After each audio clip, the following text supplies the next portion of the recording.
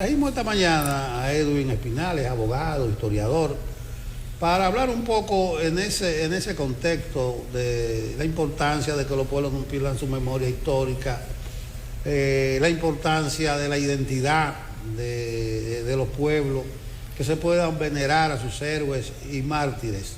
Gracias a Edwin por acompañarnos en esta mañana.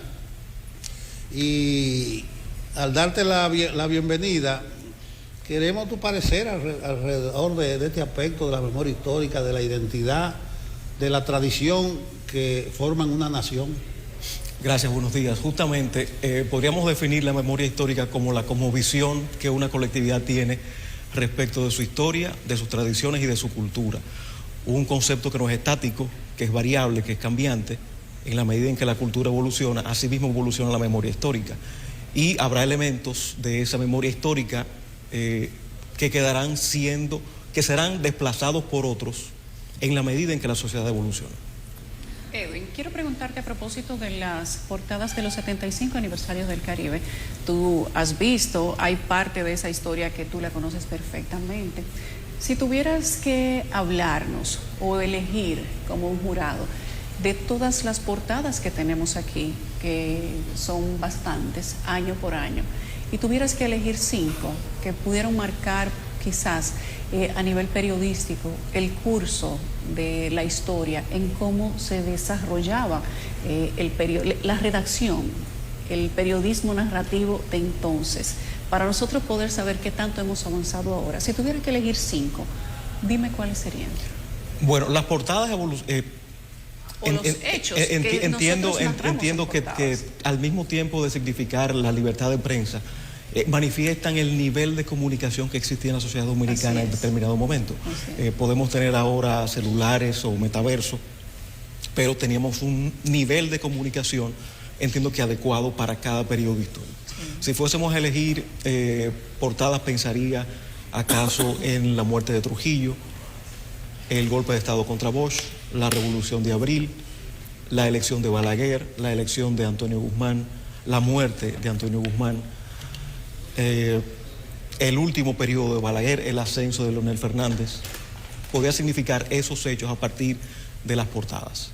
Y a partir de una colección de un determinado año, perfectamente es posible hilar determinado hecho histórico.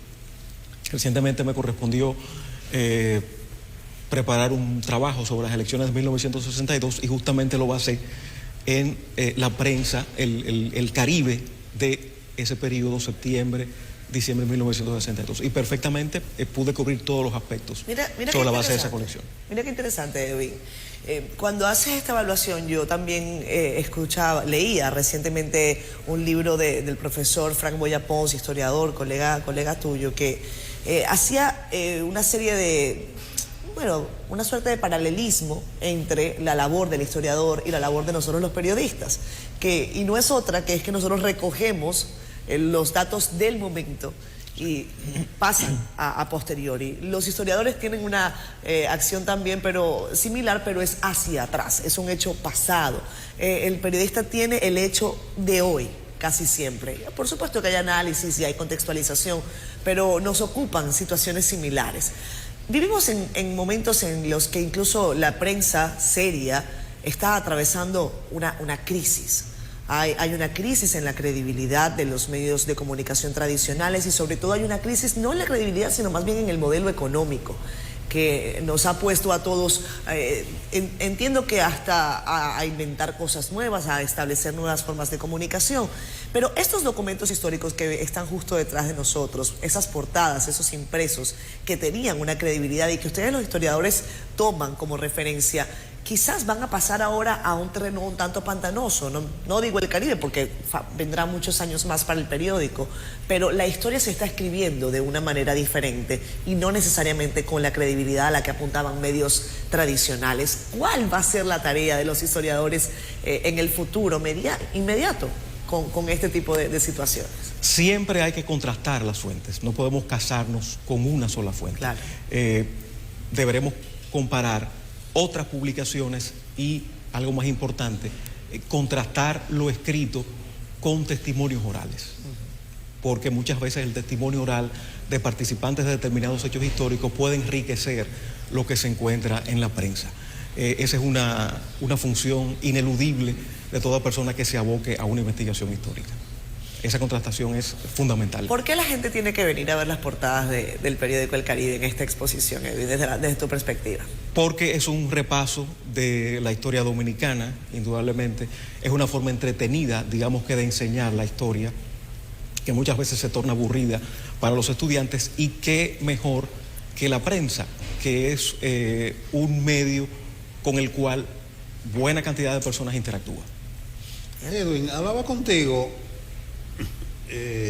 hace un par de días, de manera anecdótica, de la señora Yulisa creo que se llama, de New Jersey, que en el aeropuerto se sorprendió por el poco despliegue del asesinato de las hermanas Mirabal. Yo decía al principio que ella no reparó en qué momento fue que se publicó, claro, eso en el Caribe. Hace un par de semanas, a propósito de los 40 años del Grupo Estrella, el ingeniero Manuel Estrella evidenció y reflejó el desarrollo del país a través del crecimiento del PIB. Y dijo, este país no es el mismo de hace 40 años que nosotros comenzamos, decía él. A través del discurrir de esta portada, ¿cómo tú puedes reflejarnos, ya no en términos económicos del PIB, sino de hechos concretos, de acontecimientos, el desarrollo de la República Dominicana? Indudablemente que las portadas reflejan justamente esa evolución, ese crecimiento, no solamente desde el punto de vista político, sino la vida social, la historia social. Es posible seguirla a través de las portadas o del propio contenido del periódico. No solamente temas políticos, como decía, sino también incluso las columnas sociales, que son igualmente más que ricas para establecer la moda, las diversiones, cómo se vivía, cómo se comía, qué vestía la gente, en qué andaba, cómo se movía, cuál era la dinámica social de diferentes ciudades. También podemos valorar eso a través de la prensa. De manera que es un ejercicio sumamente importante y valioso esta recopilación de portadas para mí, por supuesto. No sé si tú tienes una consideración de lo que hablaba yo en la introducción, que incluía acá, de cómo se van perdiendo las costumbres, las tradiciones, y el pueblo corre el riesgo de perder su memoria histórica. ¿Tú estás percibiendo eso? Como decía, la memoria histórica es variable, y no podemos pensar que podamos petrificar en el tiempo personajes, situaciones, hechos del pasado. No podemos pensar en una marchanta por las calles cuando tenemos supermercados. No podemos pensar en coches cuando tenemos automóviles. En esa misma medida va variando la memoria histórica. Una memoria histórica que no es solamente inmaterial, sino también material. Y quizás en lo que se refiere a la memoria material, tenemos un gran reto en República Dominicana: preservar el patrimonio arquitectónico, sino todo, quizás lo más relevante. Y no solamente lo colonial, porque en la medida en que se preserva únicamente lo colonial, se tiene una visión hispanista, hispanófila de la sociedad dominicana, y obviamos otros elementos culturales que han incidido en la conformación de la dominicanidad. El periodo republicano, por ejemplo, prácticamente está arrinconado en las ciudades de lo que los capitaleños llaman el interior del país. Y la arquitectura de madera, por ejemplo, va quedando desplazada por el concreto. Y podemos encontrar en muchas ciudades la misma arquitectura que se repite en todas partes, pero no vamos a encontrar un edificio como el Hotel Mercedes en Santiago, un reloj como el de Montecristi, una iglesia del Sagrado Corazón de Jesús como la de Moca. De manera que hay hitos claves en el patrimonio nacional que deben ser preservados justamente para contribuir a que esa memoria histórica local, que va a conformar una memoria nacional, no se pierda. Fíjate, a propósito del nivel de desarrollo, los feriados, de mover los feriados, la ley lo que dice es que para que no se interrumpa el ciclo productivo, o sea, que primó los intereses económicos antes de los intereses nacionales. Por ejemplo, se mueve la Constitución, se mueve Duarte, el día de Duarte, los Reyes, ese tipo de cosas. Entonces, a veces son intereses que se manifiestan, pero yo creo, ahora hay una ley para volver atrás, Yo creo que tampoco debemos conspirar con que la gente recuerde a Duarte, recuerde la Constitución en la fecha que se hizo. Entonces, cuando tú hablas del automóvil, de la marchanta, del coche, quizás, a pesar que al final de tu intervención te entendí mejor, tú estás diciendo que hay que ajustarse a estos tiempos. Como dijeron los empresarios a los legisladores, que no se interrumpa el ciclo productivo.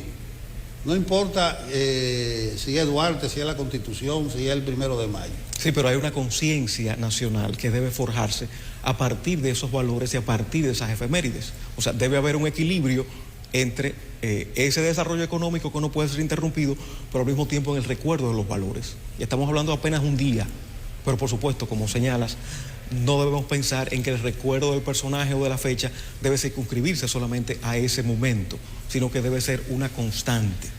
Tú mencionas que es dos quizás cosas. donde ha fallado ese recuerdo de efemérides. Tú mencionas dos cosas, hitos históricos y constante.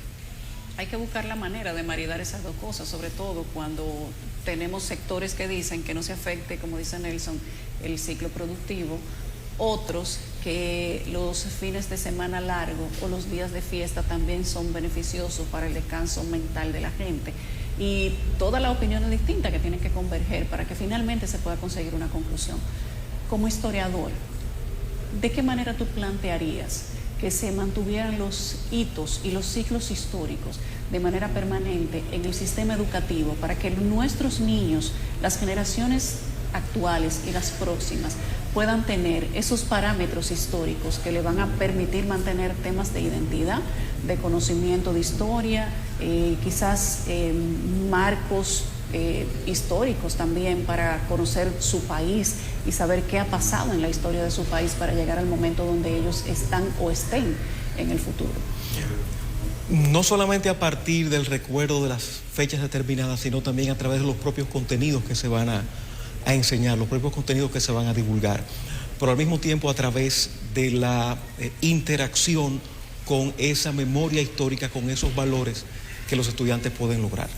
Por ejemplo, cómo lograr a partir de la historia local de cada municipio, de cada espacio, la conexión con la historia nacional. Por ejemplo, cómo entienden los niños de Moca la dictadura de Lili a través de su ajusticiamiento, que tienen el escenario ahí.